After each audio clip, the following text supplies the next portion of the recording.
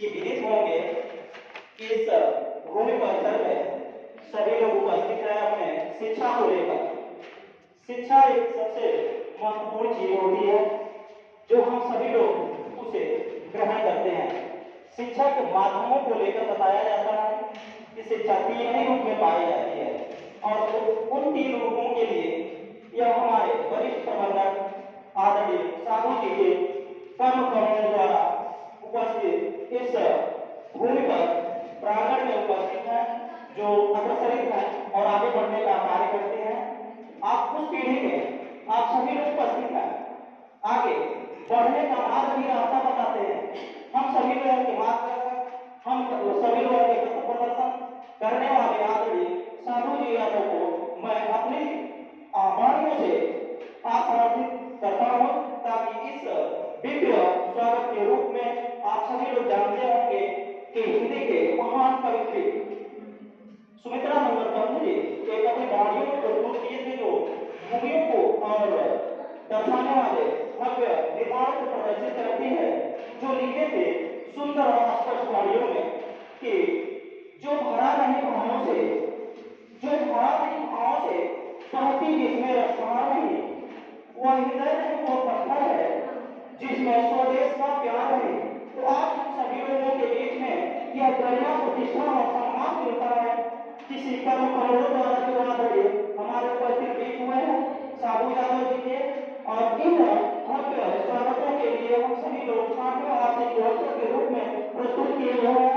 इस रूप के आदरणीय प्रबंधक जी को सादर आमंत्रित करता हूं, ताकि अपने वाणियों के माध्यम से इस विद्यालय के परिसर में जितने उपस्थित छात्र उन लोगों को शुभ आशीर्वाद और कर्म कमलों द्वारा उपस्थित वाणियों को विराम देता हूं।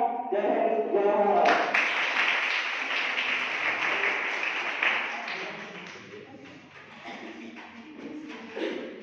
इसके पहले मैं अगली कड़ी में हमारे विद्यालय के वरिष्ठ अध्यापक, हमारे मित्र, हमारे सहयोगी सहपाठी श्री इरशाद अहमद जी को आमंत्रित करता हूं इस मंच से कुछ अपने वाणियों द्वारा हमारे प्रिय छात्राओं को शुभ आशीर्वाद प्रदान करें, इस विद्यालय के बारे में कुछ बोले।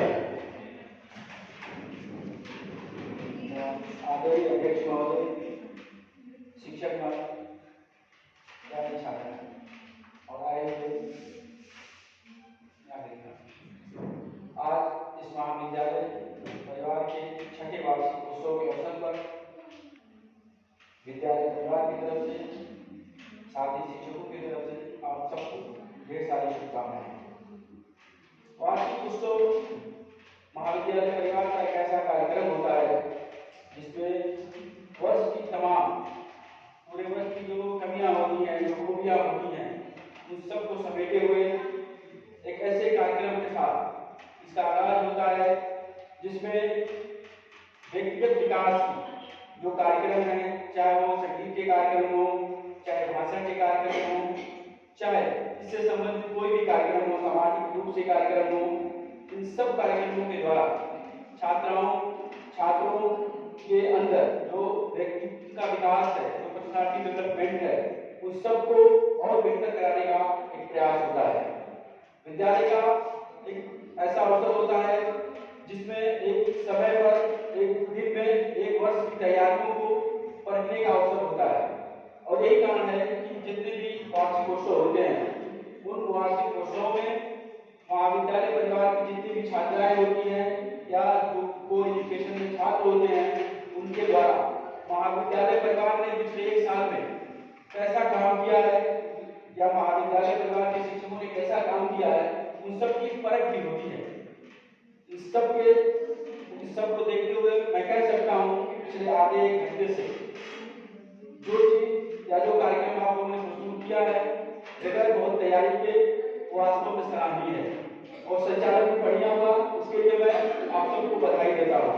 इसके अलावा मैं बधाई देता हूँ इस क्षेत्र के महान व्यक्तित्व के रूप में अपनी पहचान बनाने वाले आदरणीय गुरु जी को, जिन्होंने इस सुदूर ग्रामीण अंचल में शिक्षा की अलग जगाई और पिछले 6 वर्षों से इन्होंने अपनी वृद्धावस्था के बावजूद भी लगातार प्रयास इनका रहा है कि इस प्रांगण में लोग आए, शिक्षा ग्रहण करें। और देखिए, हर काम फायदे के लिए नहीं होता, कुछ काम नुकसान के लिए भी होते हैं, और ऐसा काम आदरणीय गुरु जी ने किया है। इसलिए मैं आदरणीय गुरु जी को बहुत बहुत बधाई देता हूँ कि इन्होंने अपने जीवन काल में बहुत पैसे कमाए होंगे, बहुत काम किया होगा, लेकिन ये जो काम इन्होंने किया है, ये काम इनके जाने के बाद भी आने वाले सैकड़ों वर्षों तक इनके नाम को अमर करके रखेगा।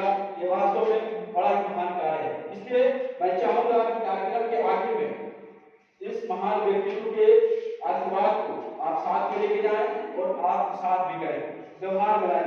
ऐतिहासिक रूप से चीजों को हम सीखते हैं, बहुत पढ़ते हैं, अच्छी किताबें पढ़ते हैं, बड़े बड़े फिलासफर को पढ़ते हैं, लेकिन जब तक छोटे से व्यक्ति के या छोटे से महान व्यक्ति के व्यवहारों को हम अपने अंदर नहीं लाते, तब तक वो पढ़ना बेकार चला जाता है। इसलिए हमें चाहिए कि हम बड़े ही थोड़ा पढ़ें, बड़े ही हम कम लोगों को पढ़ें, भले ही हम आदरणीय गुरु जी को ही अपने व्यक्तित्व को अपने व्यवहार के अंदर लाएं, तो हम ऐसे काम कर सकते हैं जो हमसे हमारे परिवार, हमारे समाज की अपेक्षा करते हैं।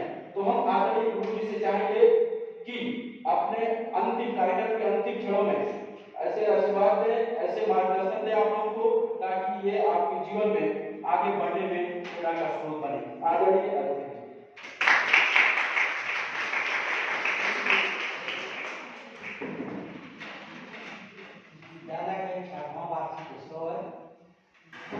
शिशु अवस्था में है, आप लोग इसको प्रयास करेंगे तो बहुत ऊंची अवस्था में जा सकते हैं।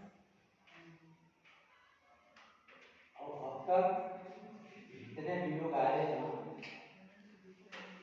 अध्यापक अध्यापिका सब लोग से काम कर रहे हैं, लगातार विद्यालय बढ़ रहा है आपका और बढ़ता है। इसके लिए मैं अध्यापक अध्यापिका और बच्चों को अपने तहे दिलों से आशीर्वाद देता हूँ कि आप लोग प्रचार करके इस विद्यालय को थोड़ा आगे बढ़ाइए। आगे चल करके ये विद्यालय बहुत ही विकसित होगा। यहाँ की बच्चियां पढ़ने के लिए विवश भी कहीं जाने की यह सोच करके मैंने हिंदी विद्यालय आज से हट रहा है। बहुत पहले 15 साल पहले विद्यालय आप लोग ने पुराना बनाए, लेकिन विद्यालय हट नहीं सकते, वो उठा। इसके बाद से दिमाग में हमारे था कि विद्यालय हम खोले, और चलते चलते समय के साथ में दिया लेट हो गया। अंत में विद्यालय चला और जिसके नाम से चला और उनका नाम हमेशा अमर रहेगा और पीछे भी अमर रहा उनका नाम। अब मैं ये चाहूंगा कि अध्यापक और बच्चे थोड़ा प्रयास करके विद्यालय को आगे बढ़ाएं और बच्चों की शिक्षा पर विशेष रूप से ध्यान दें। इसी के साथ मैं अध्यापक और अध्यापकों और बच्चों को आशीर्वाद देता हूँ कि आगे की चल करके कोई बच्चा नंबर न पावे और न कोई ये महसूस करे कि हम यहाँ गए तो हमारा कुछ नुकसान है। इसी के साथ साथ मैं समापन कर रहा हूँ, अपने अनुष्ठान वितरण करिए।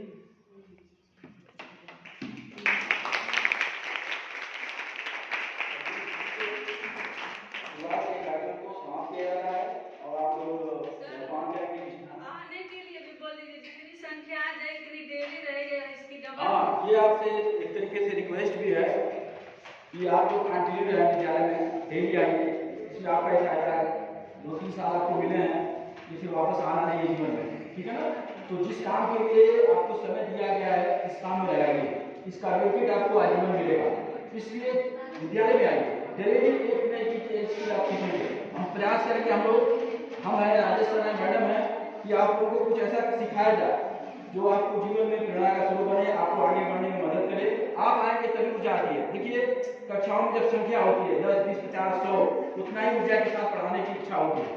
समझ लीजिए, संख्या 2, 3, 4 रहती है तो लैप्स हो जाती है। ऐसा नहीं कि क्षमता नहीं है, क्षमता बहुत है,